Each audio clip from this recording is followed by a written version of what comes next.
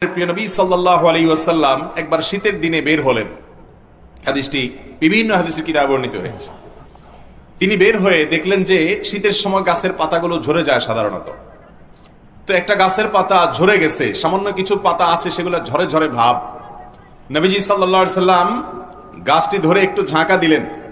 একটু ঝাঁকুনি দেওয়ার পর অনেকগুলো পাতা আরো ঝরে পড়ে গেল।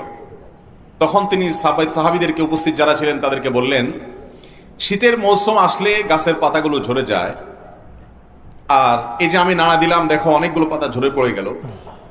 যদি উত্তম রূপে পবিত্রতা অর্জন করার পর একজন ইমানদার যদি সর্বোত্তম ভাবে, সুন্দরভাবে, গুরুত্বের সাথে আল্লাহ রাব্বুল আলামিনের প্রতি পরিপূর্ণ শ্রদ্ধা এবং ভক্তির সাথে হক আদায় করে 5 ওয়াক্ত সালাত ঠিকঠাক মতো আদায় করে রব্বুল আলামিন তার গুনাহগুলোকে, এই গাছের পাতা যেরকম ঝরে শেষ হয়ে যায়, তার গুনাহগুলোকে আল্লাহ তাআলা এরকম মাফ করে দেন।